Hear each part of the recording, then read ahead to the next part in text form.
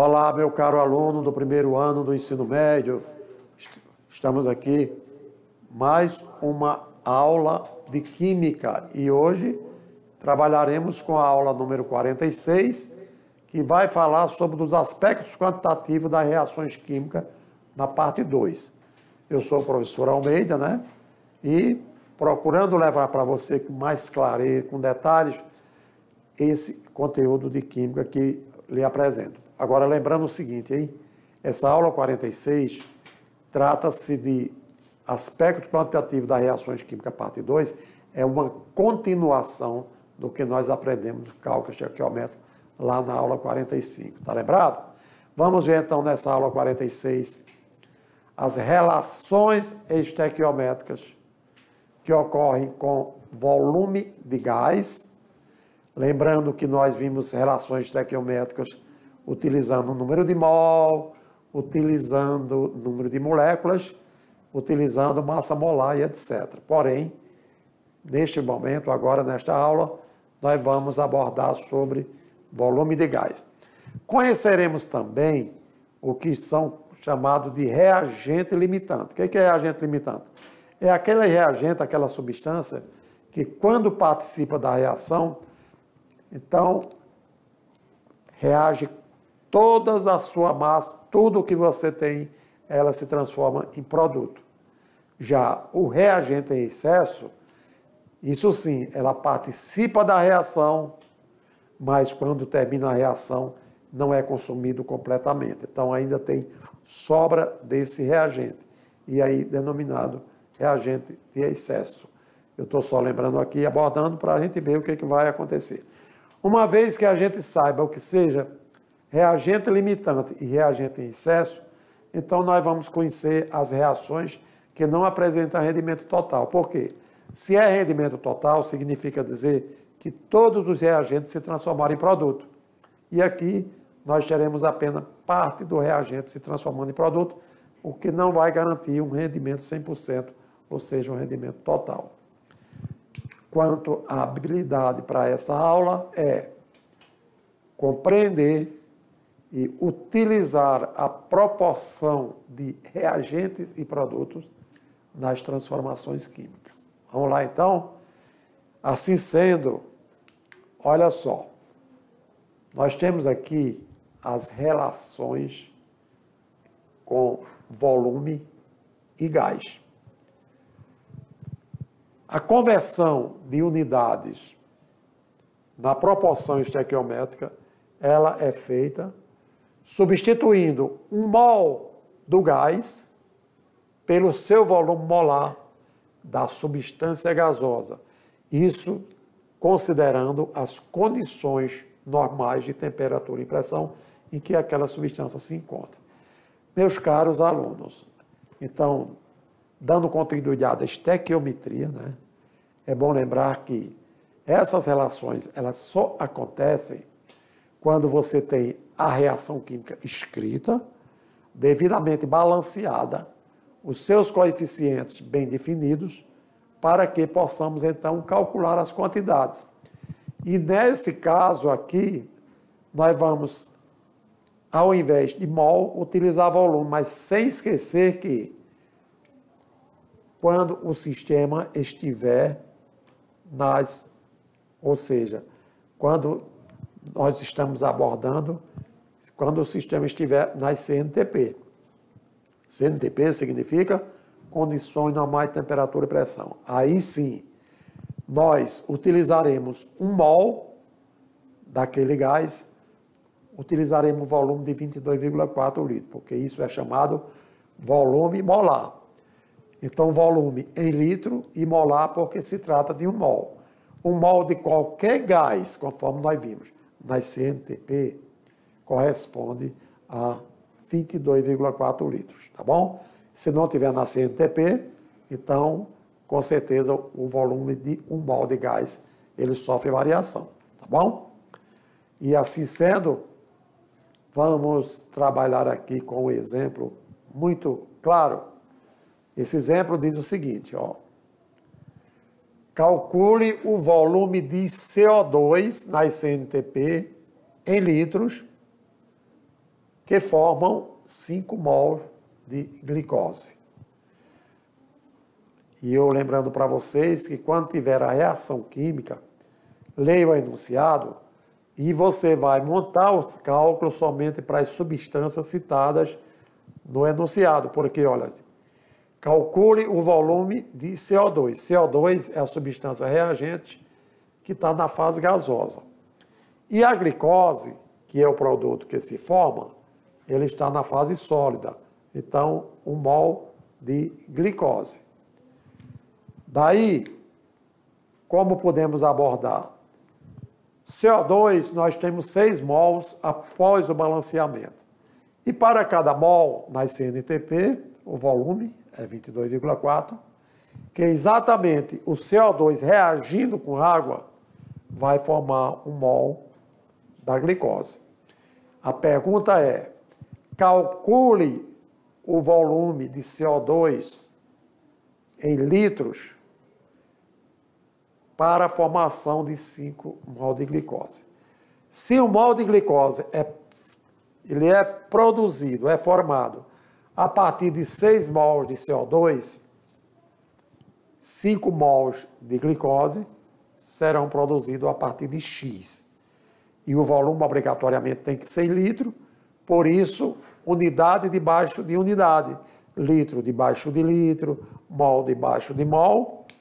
Partindo para quê? Eu pegarei 6 vezes 22,4 litros vezes 5 mol dividido por 1 mol. Esses 5 mols de glicose que produzimos foi a partir do consumo de 720 litros de CO2 na CNTP, tá bom? Então, só para aprimorar aqui, com muito detalhe, relacionando as grandezas, né? Que eu estou trabalhando litro de CO2 e glicose, mol. Tranquilo, meu aluno? Então, para evidenciar o que nós abordamos sobre cálculo estequiométrico.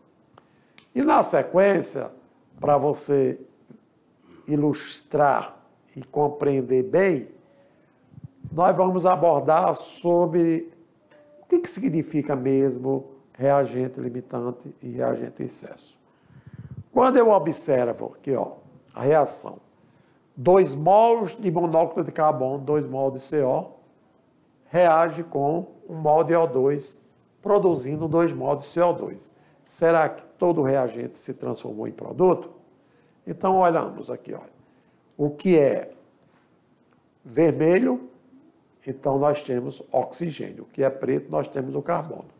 Então, eu tenho 2 carbonos com 2 oxigênios, né, do monóxido de carbono, e eu tenho aqui O2, 2 átomos de oxigênio. Quando reagiu, formou a substância composta que chamamos de CO2. Então, como eu tenho 2 antes como coeficiente, significa dizer que são 2 carbonos e 4 oxigênios. Aqui, praticamente, não houve excesso. Tudo que foi reagente transformou em produto. Seríamos, digamos, o reagente limitante.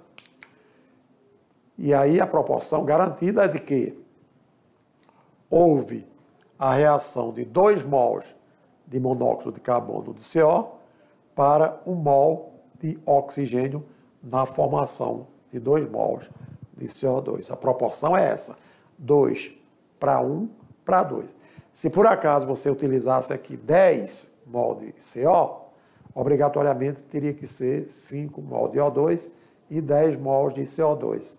E assim sucessivamente. No entanto, agora, a pergunta é, o que acontece com a equação de uma reação quando misturadas quantidades de reagentes que não obedecem à proporção estequiométrica? E agora, hein? Isso aí é aquilo que eu falei. Será que toda a massa, que todo o número de mol dos reagentes se transformaram em produto? Ou parte reage e parte não reage? Então, essa pergunta é exatamente para a gente saber se toda a reação ela é completa ou se torna alguma reação incompleta. Vamos verificar aqui? Então, eu tenho, olha só que coisa. eu tenho 2 mols de CO reagindo com 2 mol de O2. Então, agora produzindo o quê? Produzindo, além dos 2 mol de CO2, ainda produzindo oxigênio. Então, verifique a presença de oxigênio aqui. Quer dizer, eu terei uma reação que vai sobrar algo dos reagentes no produto.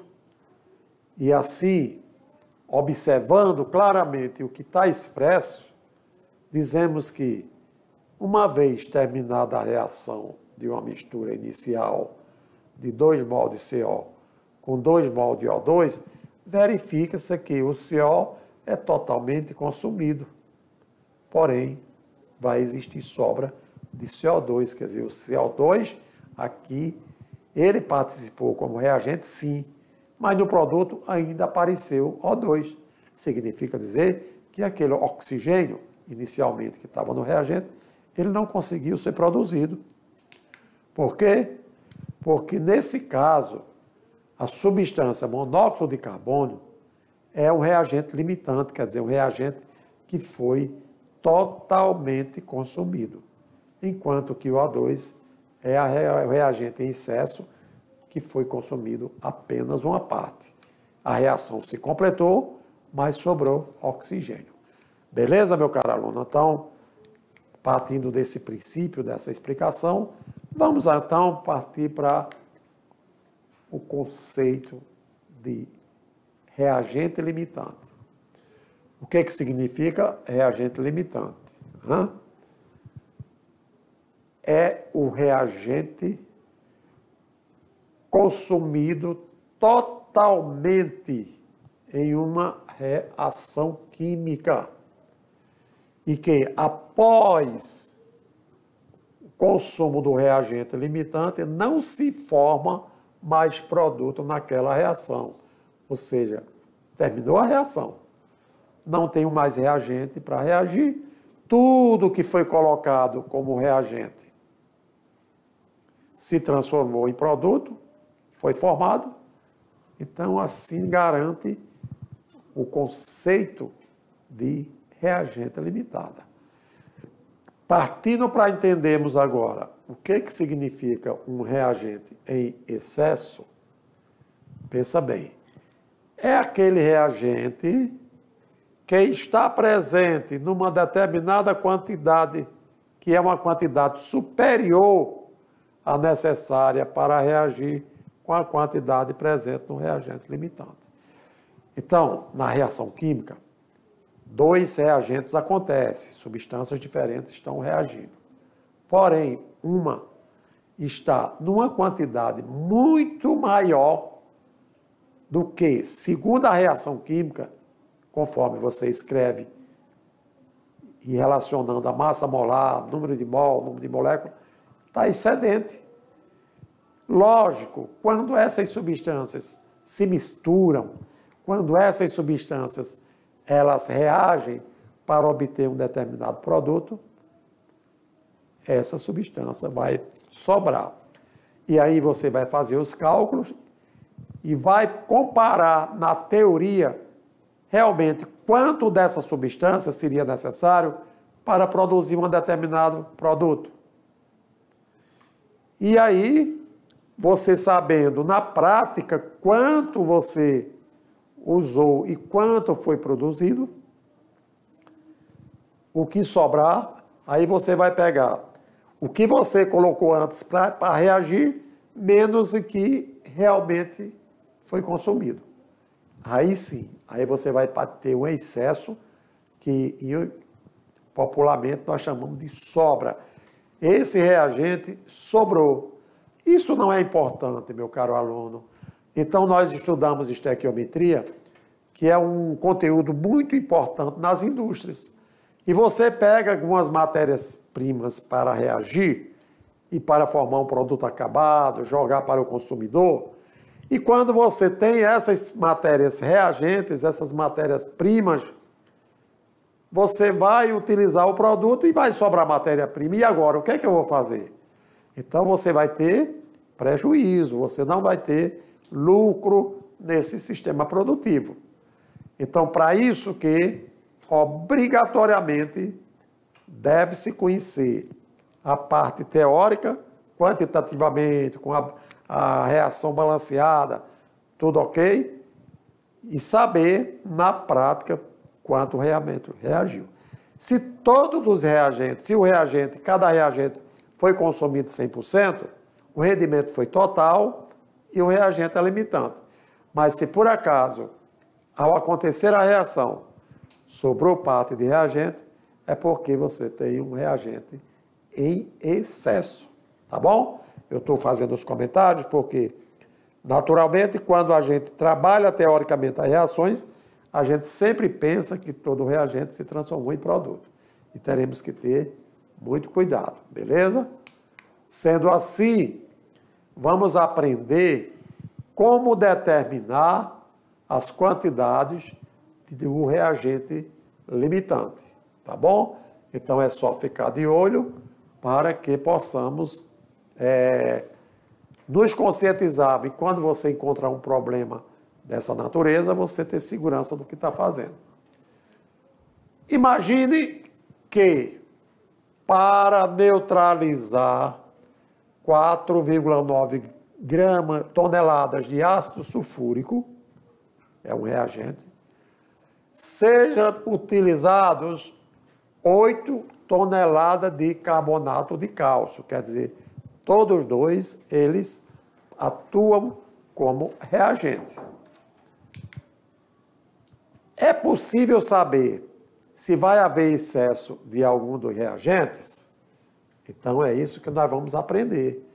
Ácido sulfúrico reagindo com carbonato de cálcio, lembrem bem as quantidades, 4,9 toneladas de ácido sulfúrico reagindo com 8 toneladas de carbonato de cálcio. E aí, na pergunta que foi feita, será possível saber se existe excesso de algum dos reagentes? Ou ainda, quero saber como determinar a massa de sulfato de cálcio formado. Quer dizer, o sulfato de cálcio é o produto da reação.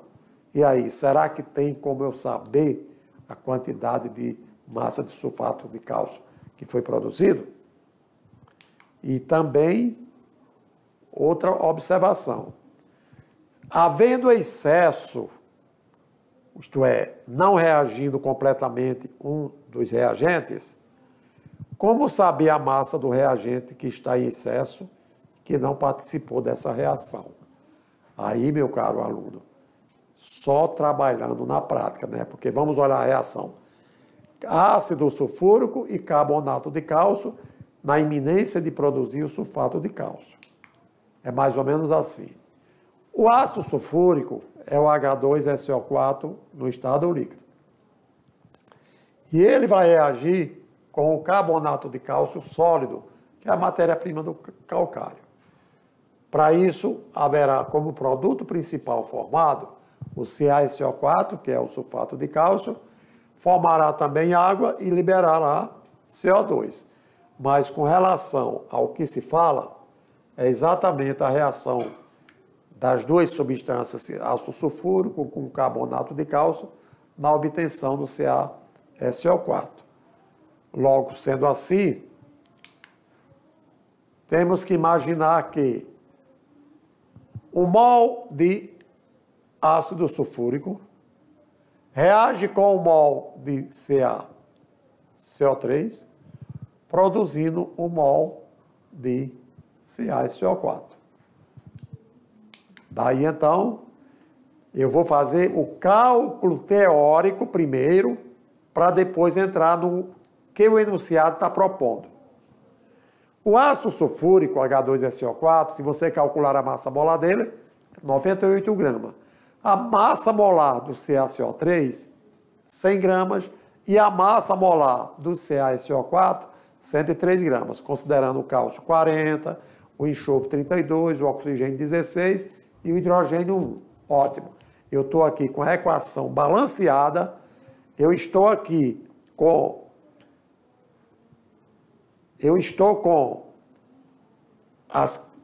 massas molares calculadas, né?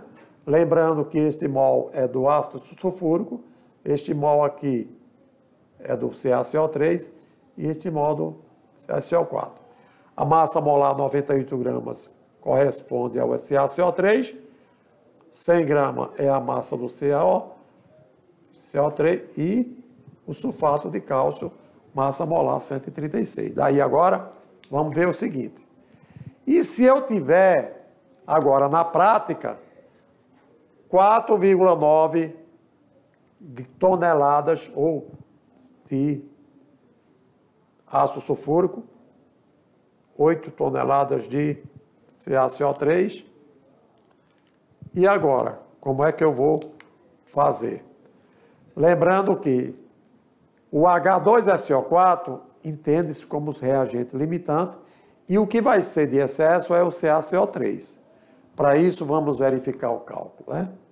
A massa de sulfato de cálcio produzido pode ser calculado com base na seguinte proporção.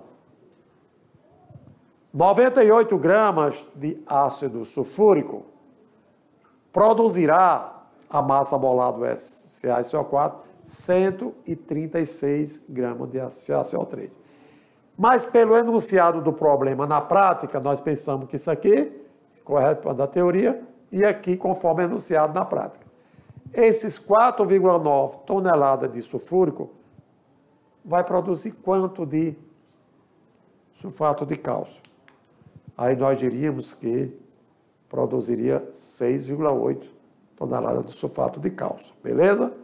Portanto, vamos verificar o seguinte. A massa de carbonato de cálcio que participa na reação, ela é determinada de forma análoga, ou seja, compreendendo agora. Não que eu tivesse reagente lá, com relação a, comparando ácido sulfúrico e CaCO3, que são os reagentes, né? Então, 98 gramas de H2SO4 reagindo com 100 gramas de carbonato de cálcio. Se fosse 4,9 de H2SO4, quanto de ácido de carbonato de cálcio teria que reagir com ele? 5 toneladas de CaCO3. Então, a massa em excesso de carbonato de cálcio, que corresponde à diferença que foi colocado para reagir, é exatamente o que é que reage? Somente 5 toneladas de carbonato de cálcio reage com ácido sulfúrico, mas foi proposto 8 toneladas. Então, moral da história, 3 toneladas de carbonato de cálcio é em excesso, por isso que ele foi considerado um reagente em excesso. Na sequência, vamos como aprender fazendo, que é para entender ainda melhor essa teoria que acabamos de abordar, tá? Considerando agora, nós temos o seguinte, o silício é utilizado, muito utilizado, na produção de ligas metálicas, quando vai se preparar também silicones, utilizado na indústria e de microeletrônica, mas o silício puro, quando ele é obtido, veja bem o que é que acontece. Temos como reagente o SiCl4, que é líquido, reagindo com magnésio sólido na formação de quem? O que me interessa aqui é o silício puro, tá? E vai formar ainda MgCl2. Queremos falar, meu caro aluno, que levando-se para os cálculos de siderúrgica, os cálculos de como obter esse silício, então o SiCl4, ao reagir com magnésio, eu terei ele puro. E lá na reação está dizendo o seguinte, que considerando a reação de 500 gramas de SiCl4, reagindo com 150 gramas de magnésio, até que o reagente limitante seja totalmente construído, pede para a gente determinar. Letra E. Qual a massa do silício que foi formado no processo. E letra B. Agora, qual a massa do reagente em excesso? Tá bom? Será que o SiCl4 vai reagir completamente com o magnésio para obter o silício puro? Ou será que vai ter realmente algum reagente em excesso? Para isso, nós temos que partir primeiro para a parte teórica. E partindo para a parte teórica, nós teremos aqui o seguinte, olha. Pela reação química, um mol de SiCl4, ele vai reagir obrigatoriamente com 2 mol de magnésio na formação de 1 mol de silício. Partindo-se agora das massas molares, a massa molar do SiCl4 é 170 gramas. Magnésio é 24, mais 2 magnésio dá 48. E o silício é 28 gramas. Ótimo. Então, eu tenho 1 mol para 2 para 1 e as massas molares dessa forma. Conforme anunciado, estava afirmando que 510 gramas de SiCl4 reagiria com 150 gramas de magnésio e queremos saber, nessa condição, quanto de silício obteremos. Da preliminar, nós sabemos que SiCl4 é um reagente limitante, quer dizer, ele se transforma completamente. Enquanto o magnésio, que sendo um reagente em excesso, essas 150 gramas, com certeza não reagiria. Mas vamos pensar dessa hipótese. Vamos fazer aqui a regra de 3? Vamos lá, então. 170 gramas de SiCl4, que é exatamente a massa molar desse composto, formaria obrigatoriamente, na teoria, 28 gramas de silício. Agora, na prática, conforme enunciado, se eu pegar 510 gramas de SiCl4, quanto realmente eu vou obter de silício? Fazendo a nossa conta lá, ó, 510 vezes 28 dividido por 170, então esses 510 gramas de SiCl4 produziria com certeza 84 gramas do silício. Agora, aí, vamos observar agora. E o magnésio? Então, 170 gramas de silício, SiCl4, reagiria com 48 gramas de magnésio. Agora, e os 510, quanto seria necessário de magnésio? 144 gramas de magnésio. Então, olhando anteriormente, ó, a reação é SiCl4 com o magnésio.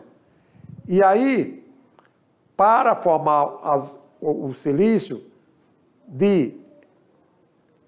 a partir de 510 gramas de SiCl4, eu formaria 84 gramas de silício. Eu quero saber depois, com relação ao outro reagente, que é o magnésio. Como agora eu já conheço a massa do SiCl4, e aí por isso que eu vou determinar a massa do magnésio do outro reagente, que eu chamo de Y. Y vai ser igual a 510 vezes 48, dividido por 70. Moral da história. O que realmente de magnésio, ou o que de silício, o que obteria?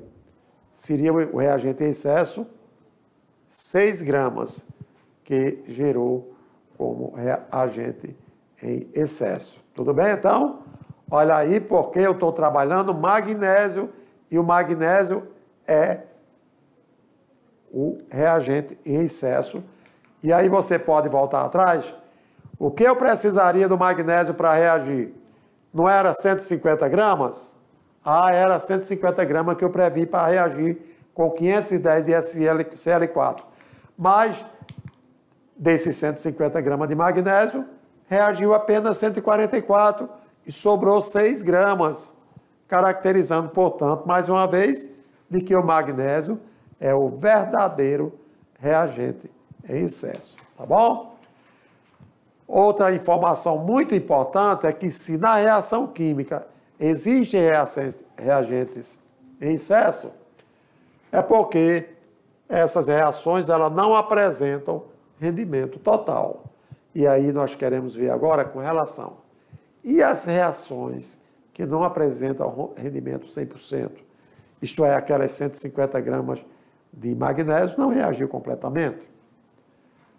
O que nós vemos é o seguinte, é que na prática, em muitas reações químicas, os reagentes não são totalmente consumidos, ou seja, não são transformados em produto.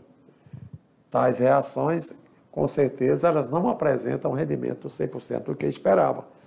Então, aí você pode ter prejuízo, você ter uma quantidade de reagente não conseguir transformar em produto, aí não, aí você tem, com certeza, reagentes limitados. Não é que você, reagente em excesso, não é que você vá produzir produto em excesso. O que nós estamos pensando aqui sempre é se todos os reagentes são limitantes ou se entre os reagentes tem o limitante e tem o excesso. Então, dessa forma, muito importante a gente compreender o que significa um rendimento teórico. Lembrando que o rendimento teórico é aquele que corresponde à massa de produtos que se formam pela estequiometria da reação. Então, não tenha dúvida. Escreveu a reação, balanceou a reação, e aí, teoricamente, eu já sei quanto massa de reagente eu vou ter, quanto de produto formado também. Aí, quando você pega e coloca na prática, e aí, o que corresponde à massa do produto efetivamente obtido, aí sim, aí é um rendimento real. Tem os teóricos e tem o real. A pergunta também, e como eu determinarei o percentual, ou seja, o rendimento percentual? O rendimento percentual você vai determinar assim, porque é muito comum empregar esse percentual, esse rendimento percentual em reação química. Se você, teoricamente, conhecer o rendimento real e você conhecer o rendimento teórico, você divide o real, aquilo que realmente aconteceu, pelo que você previu pela estequiometria, e aí você multiplica por 100. Agora sim, agora você obtém com certeza o seu rendimento percentual. Só pode ser obtido a partir do rendimento teórico e do rendimento real. Ok, meu caro aluno? Essa teoria é muito importante, mas para você fixar ainda mais, eu convido você para o aprender fazendo. Nesse aprender fazendo, nós temos o seguinte enunciado. Olha só. Uma amostra de calcário e de outros componentes do solo foi intensamente aquecida. Nessas condições, o calcário sofre decomposição, transformando-se em óxido de cálcio e dióxido de carbono. A expressão da reação está aí, CaCO3 sólido, que é o principal componente do calcário, ao se decompor por temperatura, forma CaO e CO2.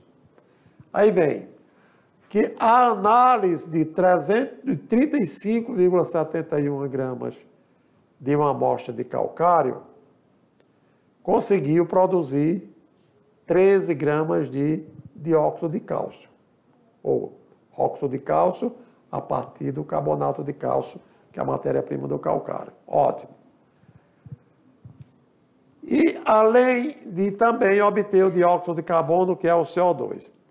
E após aquele aquecimento, que aconteceu a uma elevada temperatura, pedimos determinar o rendimento percentual dessa transformação, ou seja, dessa reação química. Lembrando que a massa molar do carbono é 12 gramas por mol, a massa molar do cálcio é 40 gramas por mol e o oxigênio 16, uma vez que eu vou precisar determinar o rendimento dessa reação. Na sequência, olha só o que poderemos obter. O cálculo da massa do óxido de cálcio, do CaO, que seria obtida por meio do rendimento teórico, é essa. A massa molar do CaCO3 é 100 gramas por mol. Do CaO, 56 gramas por mol. E lá no enunciado, agora vamos ver na prática.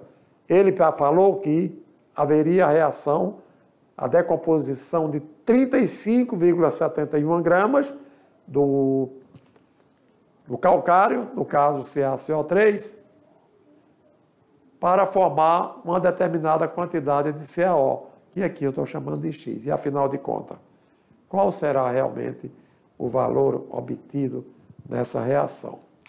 Chegamos à conclusão de que 35,71 vezes 56, dividido por 100, teríamos com certeza 20 gramas de CaO produzido quando tivéssemos 35,75 gramas de CaCO3 decomposto em alta temperatura. Valeu?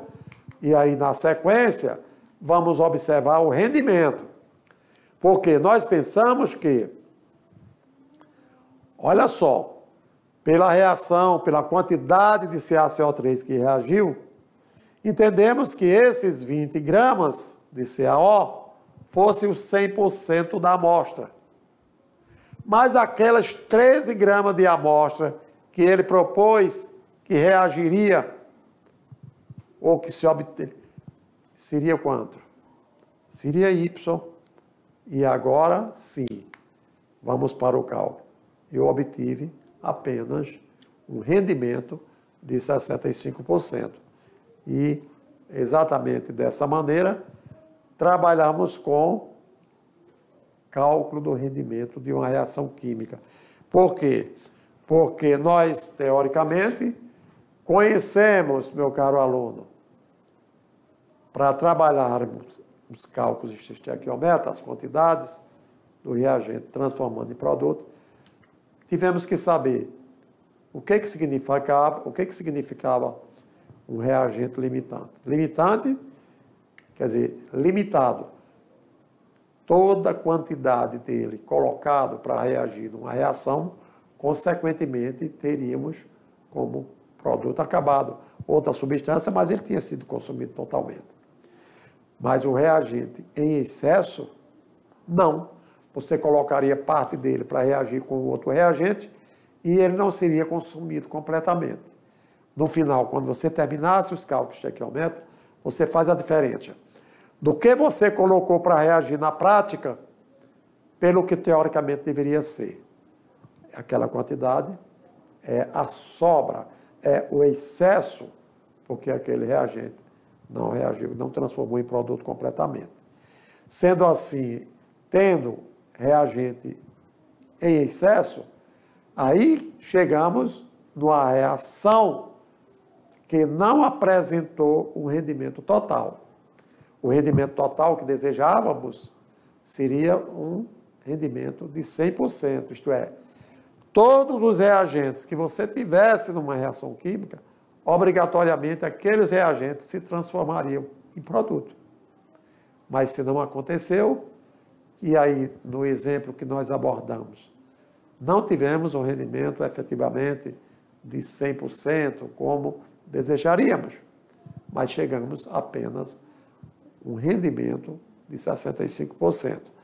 Isso é muito comum, por quê? Mas, professor, por que não reage totalmente? Por que pode ter reagente em excesso? E aí eu digo para você, se você vai trabalhar numa indústria química, precisamos analisar a matéria-prima preterivelmente para ver a qualidade, porque muitas vezes você não atinge 100%, porque aqueles reagentes, aquela matéria-prima, apresenta um certo grau de impureza. Então, aqui só lembrando para vocês que estamos aprendendo química, não para ficar só na teoria, mas possivelmente para colocarmos também na prática. Valeu, meu caro aluno? E aí, fique ligado, porque já já voltaremos para fazer a nossa revisão, consequentemente, a sua atividade de sala. Valeu?